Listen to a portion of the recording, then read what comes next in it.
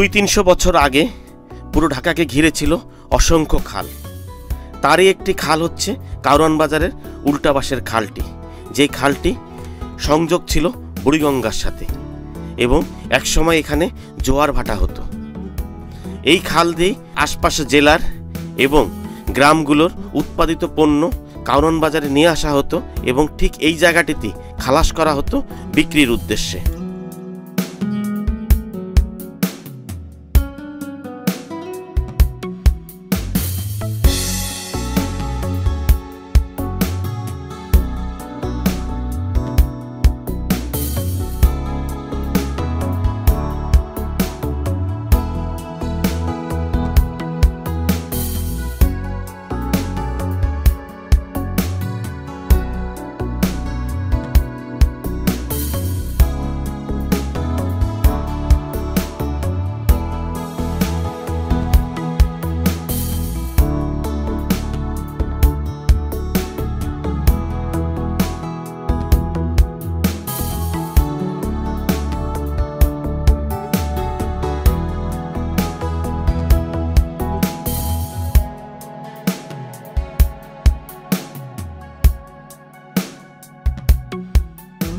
কারওয়ান বাজারের যে মাছের আড়তটি আছে, এখান থেকে ঢাকা শহরের অর্ধেক মাছের চাহিদা এই আড়ত থেকে পূরণ করা হয়। কারওয়ান বাজারের এই মাছের আড়তটি শুরু হয় সকাল 5টা থেকে, রাত 3টা থেকে ট্রাক আসা শুরু হয় এবং সকাল 5টা থেকে মাছ বিক্রি শুরু হয় এবং সকাল 9টার ভিতরে মাছ বিক্রি শেষ হয়ে যায়।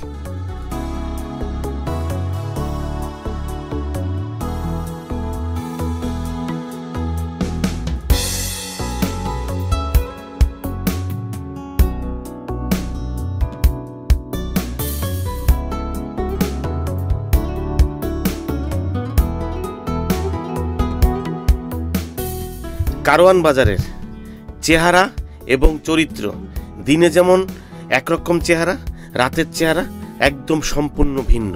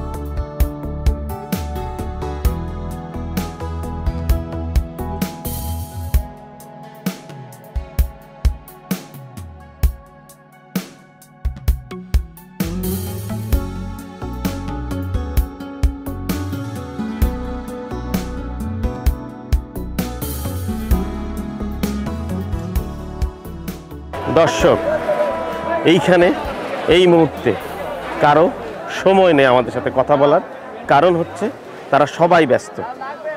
আমরা আপনাদের এই সম্পর্কিত এখানকার টোটাল বাজার ব্যবস্থাপনা সম্পর্কিত কথাগুলো আপনাদের ইনফরমেশন নিয়ে তাদের কাছ থেকে আমরা আপনাদের বলছি এবং আপনারা আমাদের সাথে থাকুন, লাইফ লিভিংয়ের সাথে থাকুন।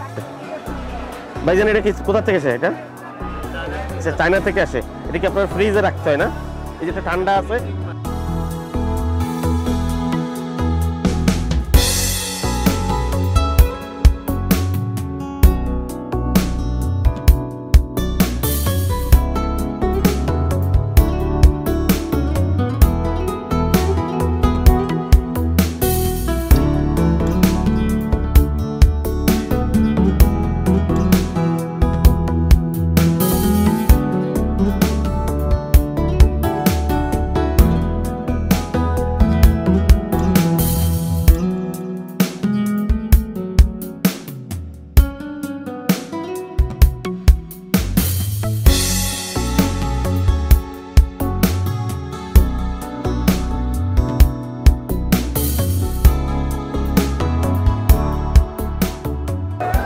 এগুলো কি মানে পাল্লা হিসাবে? পাল্লা হিসাবে। এক পাল্লা কত? 200 টাকা পাল্লা বেচতেছি। 200 টাকা। 5 কেজি থাকে না 5.5 কেজি থাকে? 5 কেজি। দেখেন এই জায়গায় 200 টাকা 5 কেজি। আর আমরা যে খুচরা বাজারে কত বেশি দামে কিনি। এখানে তো বুঝতেই পারেন আপনারা পাইকারি ব্যবসা, খুচরা ব্যবসা মানে আপনাদের মার্জিন কম, লাভ কম, কিন্তু যেখান থেকে কিনতে যাই। যারা কিনে যে ওরা লাভ। আর এইটা কত করে? 200 টাকা পাল্লা বেচতেছি। এইটাও 200 টাকা। 180 টাকা 200 টাকা এরকম। মানে বেশি নিলে আর একটু কমবে, ইয়ে করবে, এরকম হবে। এরকম আর এক করে নিলে 200 টাকা রাখে। যারা 100 কেজি না তারা লাগে 3500 3700। এগুলো কোথা থেকে আসে? বগুড়া। বগুড়া। যশোর থেকে আসে না কিছু? আর ওইটা কোথা থেকে আসছে? ঝিঙ্গা? ঝিঙ্গা বগুড়া। ঝিঙ্গা বগুড়া। কারণ যশোরে তো অনেক সবজি হয়, যশোর থেকে কেন আসে? সবজি সিজনে আমার নাম পড়ে। আরো পরে সবজি মজা কোন জায়গা? যশোরটা না একটা বগুড়াটা? বগুড়া যশোর একই কথা। একই কথা। মজা হলো সবচেয়ে বেশি বগুড়া। বগুড়া না যশোরের। যশোরের মাল বেশি। যশোরের মাল বেশি। যশোরের মাল ছাড়া কারো মাল চলবে না। মানে যখন যশোরের মাল আসা শুরু করবে তখন বগুড়া চলবে না। সর্বোচ্চ শ্রেষ্ঠ বাংলাদেশের বিখ্যাত সবজির জন্য সর্বস্তরের মাল। কেন বললাম যশোরে আমার বাড়ি? তাই। কোন জায়গা? যশোর শহরেই। আচ্ছা। এই জন্য জানি তো আমি। এই লতিগুলো কোন জায়গায় জিজ্ঞেস করি? এই লতিও বগুড়ার?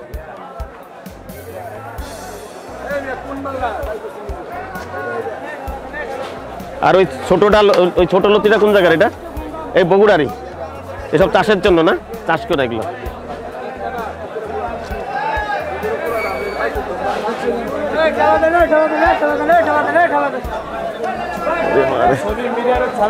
না অসুবিধা নেই, ছবি তুলুক।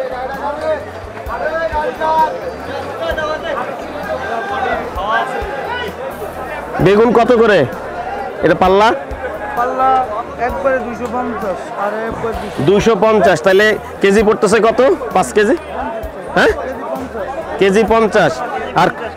আর খুচরা বাজারে যায় এটা 100 টাকা 80 টাকা হয়। খুচরা বাজারে তো 80 টাকা। কেন আমরা গুলশানতে তো 80 টাকা করে কিনি। কদিন বাজার বেশি ছিল, বেশি ছিল 70 টাকা 60 টাকা বাজারে ভাই কিনেছে। তাই এগুলো আসে কোথা থেকে? ও এখন সব বগুড়া। যশোর কি এখন আসে?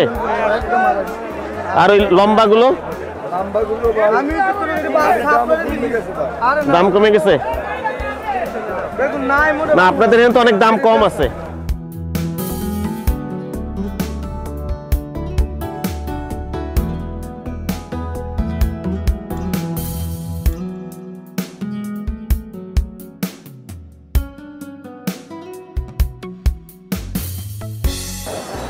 দর্শক, যে কারওয়ান বাজার নিয়ে অনেক গল্প করব বলে, কারওয়ান বাজারের ইতিহাস বলবে, আজ এখানে এসেছি। কিন্তু এখানে আসার পরে কারো কথা বলার সময় নেই, তাই আমি যে কারওয়ান বাজার, সে কারওয়ান বাজার আসলে সৃষ্টি হয়েছে 1700 শতকে। তারপরে এই তখন থেকে এখানে বাজার ছিল এবং কথিত আছে কারওয়ান সিং নামে যে একজন ভদ্রলোক, পাঞ্জাবি লোকের হাত ধরেই এই বাজারের নামকরণ করা হয়। এবং শেরশাহ সূরির আমলে এই বাজারের পাশ দিয়ে, শেরশাহ সূরির আমলেই এই বাজারের পাশ দিয়ে গ্র্যান্ড ট্রাঙ্ক রোড এই পাশ দিয়ে গেছে। এবং এই গ্র্যান্ড ট্রাঙ্ক রোডের এখানেই আসলে পত্রবাহক এবং সরাইখানা এবং এখানে বিশ্রাম নেওয়ার মতন ব্যবস্থা সবই আসলে এই কারওয়ান বাজার কেন্দ্রিকই হয়েছে। এবং এইটা নিয়ে কিছু দ্বিমত আছে যে কারওয়ান বাজারের বিভিন্ন নাম নিয়ে, যে কারওয়ান বাজার এইভাবে কারওয়ান বাজার নাম আসছে। তবে কারওয়ান বাজার হচ্ছে কারওয়ান সিং নামে একজন লোকের নামে, পাঞ্জাবি এক ভদ্রলোকের নামে কারওয়ান সিং হয় এবং সেটা 1700 শতাব্দীতে। দর্শক, এই কারওয়ান বাজারকে ঘিরে যে কর্মব্যস্ততা, চাঞ্চল্যতা, সেটা দেখার মতন। এবং আপনারা দেখতে পাচ্ছেন কারো সময় নেই কথা বলার এখানে, এবং সবাই প্রতি সেকেন্ডে কাজ করছে এবং কাজের সময়কে তারা এবং হাঁটারও ইয়ে নেই। দর্শক, আপনারা এবং কারওয়ান বাজারের এই পুরোটা আরও আপনাদের দেখাবো। চলুন আপনারা আমাদের সাথে থাকুন, লাইফ লিভিং এর সাথে থাকুন।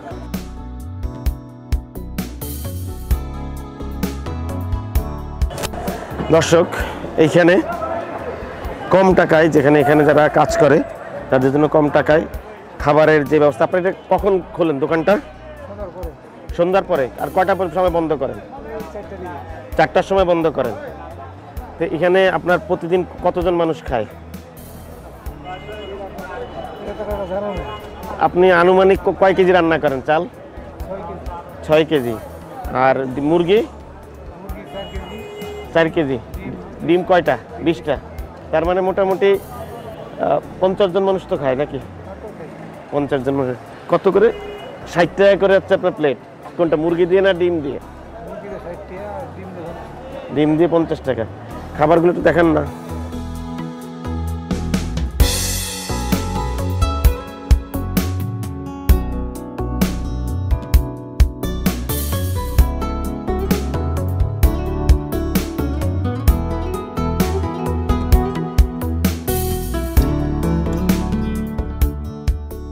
দেখা প্রতিদিন সন্ধ্যার সময় থেকে বিক্রি করেন আপনি?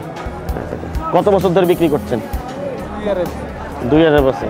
এটা বিক্রি করে আপনার মোটামুটি সংসার চলতেছে। দেখ, আপনি তো অনেক কম টাকায় মুরগি ডিম 3টা দিয়ে কি 60 টাকা মাত্র? মুরগি দেন 1 পিস আর ডিম দেন 1টা, আর ভাত কি পেট চুক্তি নাকি 1 প্লেট 60 টাকাতে তো অনেক কম সেই হিসাবে যে জিনিসপত্রের যে দাম এখন। যাই হোক, আমরা আপনার জানলাম, ভালো লাগলো। ঠিক আছে, ভালো থাকেন। ওকে।